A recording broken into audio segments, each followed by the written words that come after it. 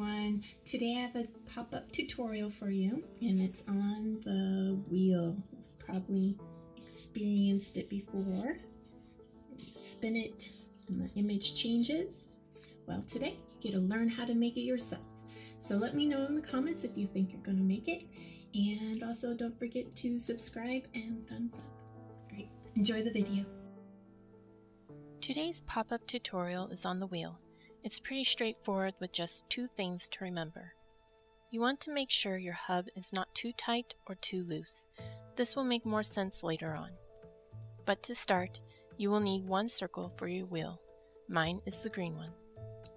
You will also need a smaller circle for your hub. Having an extra hub circle is handy in case you need to make a new one, as you will see later. Your smaller circles should be at least twice as big as the center hole on your wheel. Now is a good time to add any decorations you want to your wheel. For this example, I am gluing down some images from a magazine. Next, you will want to cut the center hole out.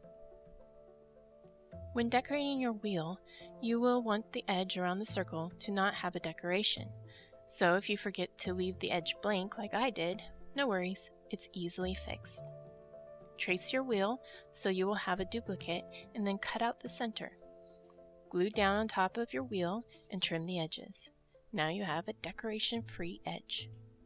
Next, center your hub on the back of your wheel and then trace the center hole of your wheel onto your hub.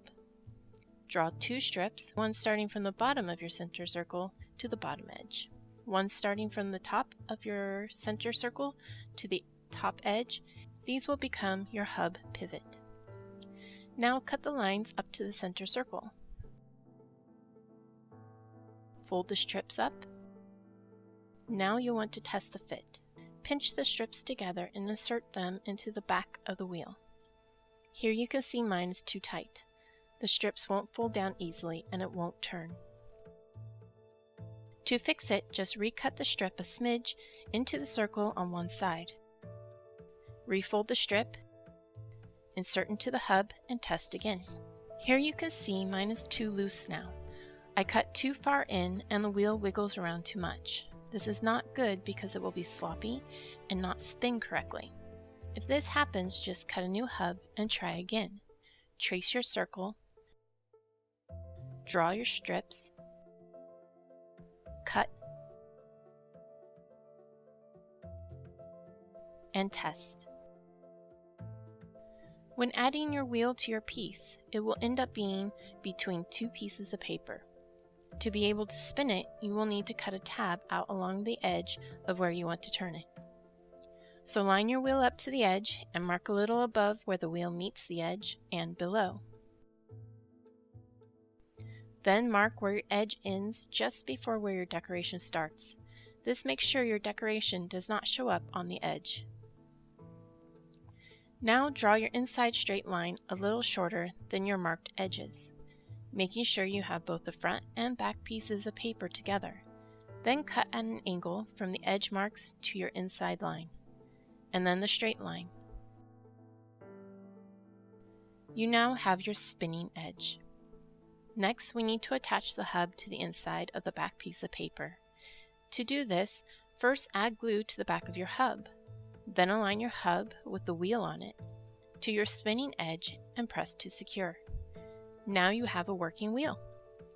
The next step is to cut out your window. From your spinning edge, use your ruler to measure where your decoration starts and ends, then mark it onto your top piece of paper.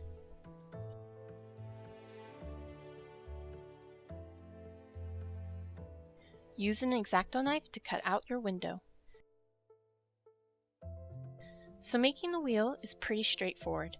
The only thing you need to make sure is that your hubs are perfect.